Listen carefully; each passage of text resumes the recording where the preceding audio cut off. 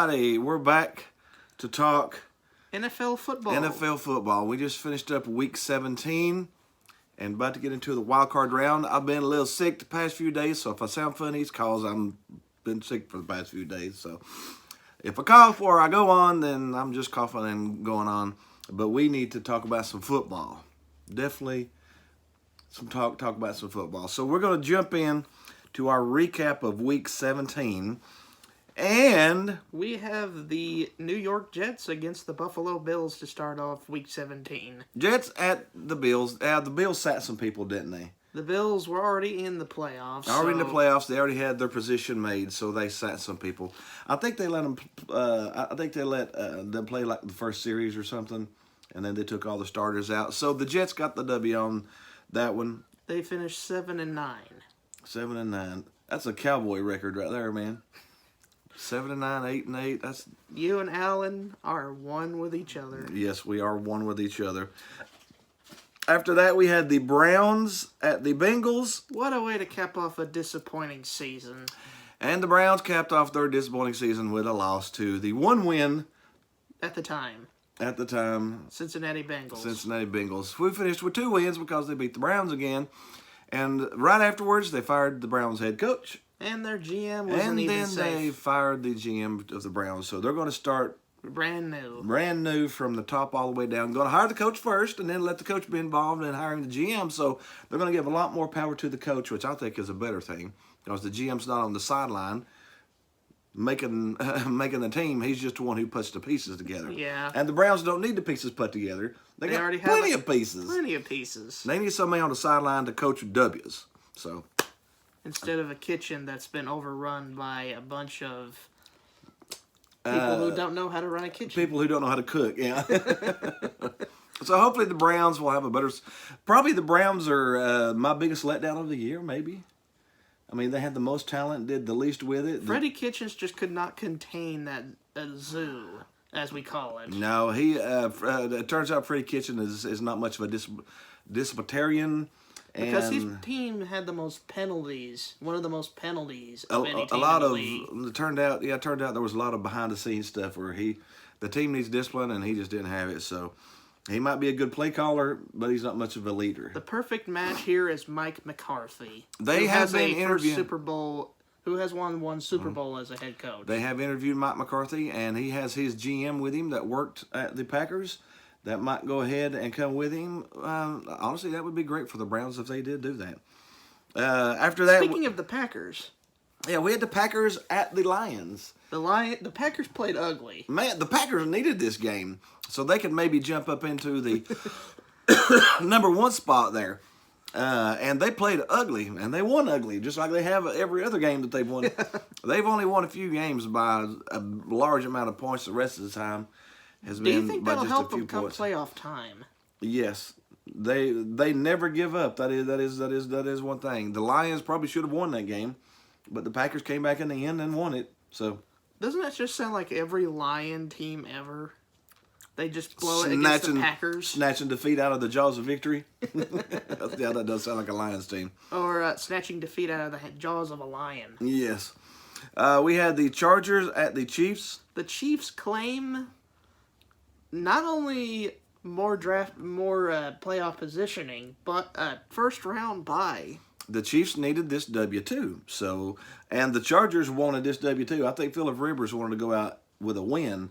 But we don't know where Phillip Rivers is going to go from here. No, his contract is up with the Chargers, so we don't know where he's going to end up at. We wish him the best. He's a good quarterback. He's probably one of the most talented quarterbacks to never make a One place I've heard that he could go to if he doesn't retire is the Tennessee Titans, which would be a very interesting. Tannehill's been doing so good right now. I don't know if they would bring in Rivers or not. It just depends on how Tannehill does this weekend, maybe. I mean, there's always a possibility. But the Chiefs needed this win, and they got the one. And they got the win. They got the 2 seed too, which means they're off a weekend. And the reason they got the 2 seed, we'll talk about here in just a second. But first of all, we had the Bears at the Vikings. The Vikings were sitting players because they already had a playoff spot. The Vikings were already set in their spot, so they set most of their players.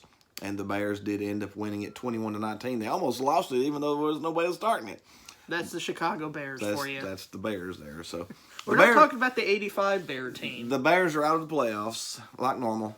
Like normal. And the Vikings are in the playoff, which like normal lately. They've been in a lot of playoffs. But with Vikings and playoffs are like oil and water. It doesn't mix very long, and it'll separate pretty quick, and then they go their own ways. But we'll see. We got some playoff games here coming up that we'll predict here in just a few minutes. And the shocker, this is the game we made fun of last week. Because the only way the Chiefs could take the number 2 seed is if the Dolphins beat the Patriots. And it happened. The Dolphins beat the Patriots in Foxborough. What the crap was that? I mean, the Patriots needed this win. And you don't see the Patriots blow an opportunity like that. Especially knowing the fact that how many Super Bowls has Belichick and Brady won without having the first round bye? 0. And this is Tom Brady's contract season. This is Brady's contract season. This could be his last season as a Patriot. The Patriots have never won a Super Bowl without coming out of the number 1 or number 2 spot.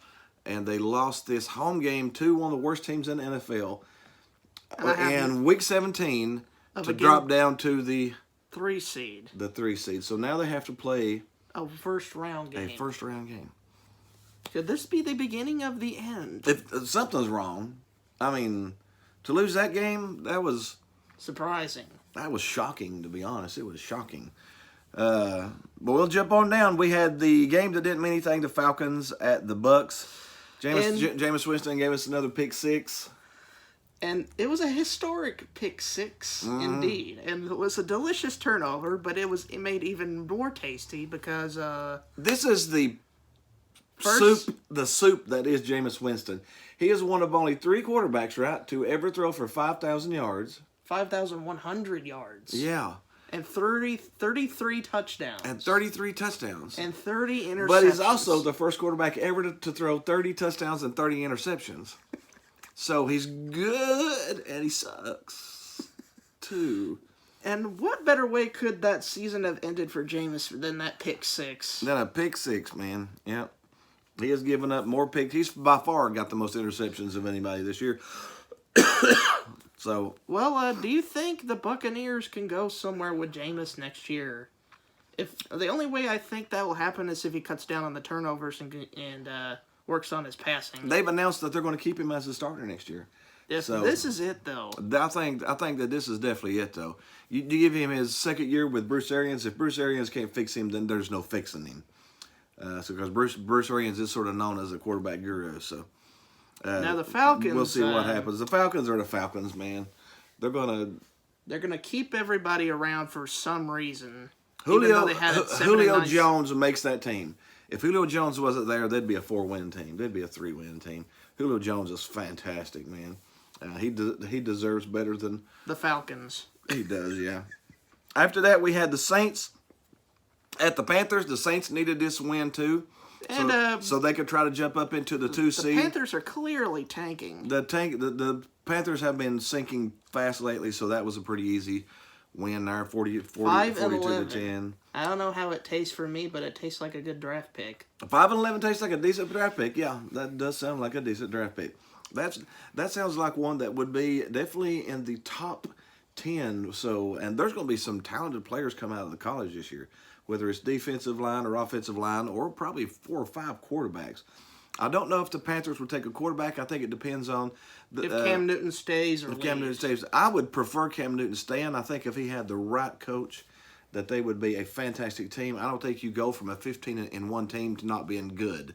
I don't really see that. I think they took the talent away from Cam Newton early by getting rid of all of his wide receivers and all the talent that was on the team, and it sort of caused chaos. I think if a new quarterback-friendly coach come in with Cam Newton, brought in maybe another wide receiver, use that first that top 10 pick to get somebody to help, you know. But anyways, we will jump on down. We had the Cowboys play the Redskins in Week 11 and scored 47 points. Man, way to go, Cowboys! Way to go! And they still got the same coach. They thought we thought he was gone, but He's still there. They announced today that they have still not gotten rid of Coach Garrett yet.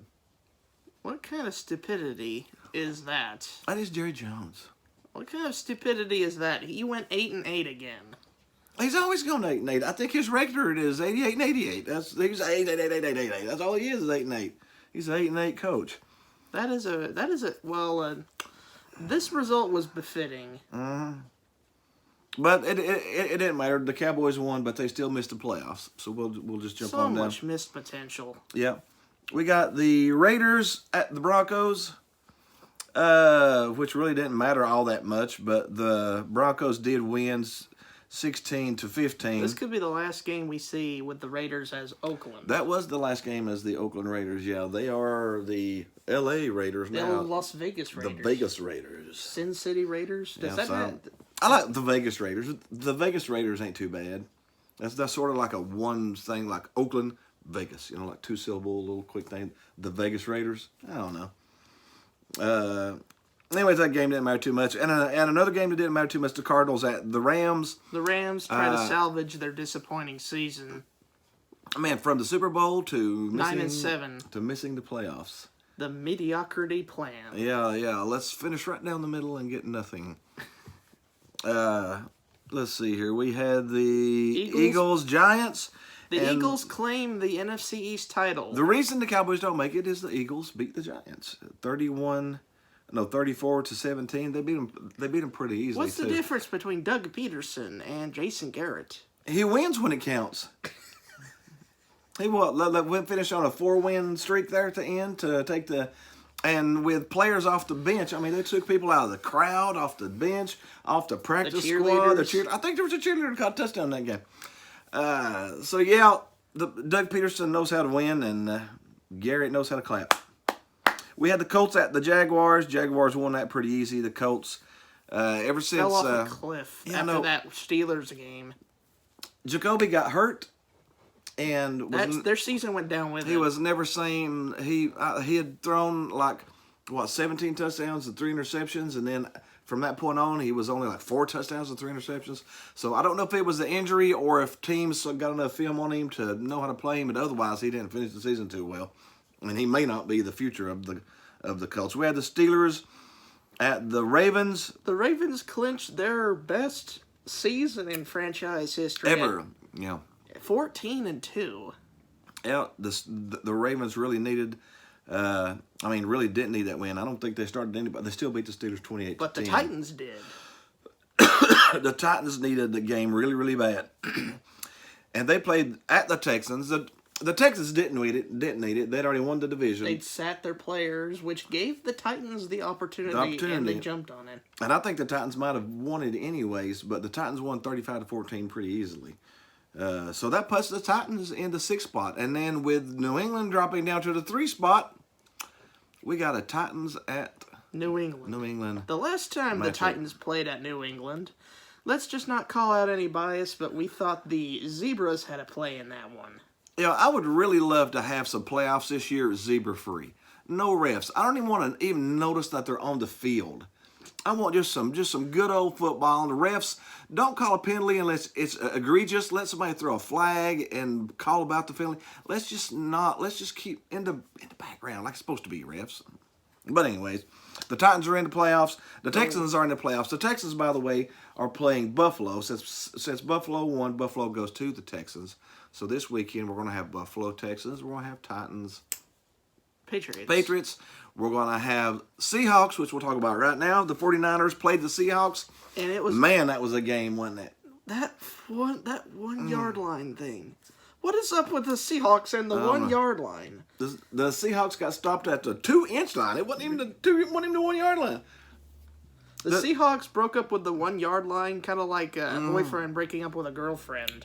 No, I think they broke up in the end zone. They're fine getting to the 1 yard line. They just can't get in the end zone there at the end. But the 49ers win, taking the number 1 spot, which means... the 49ers claim number 1 in the NFC, the first seed. The Seahawks go down to the 5th seed. To the 5 spot. The Packers get a first-round bye with their win ugly mantra, as I like to call it. Yes, which means now we've got the Seahawks going to Philly.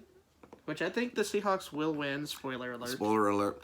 And then we also have the Minnesota Vikings, which may be the game of the weekend. Minnesota going to New Orleans. The last time these two met in the playoffs, the The Minnesota Miracle. The Saints fans don't want to think about No, that. but this time it's in New Orleans. It's not in Minnesota like that time. So, but we'll see. All right, let's go ahead and jump on in. Let's jump into our divisional round. Our wild card rounds. Our wild card round. We got 4 games. The Bills and play we'll pick them all for you. At the Houston Texans. Okay, we got the Bills at the Texans.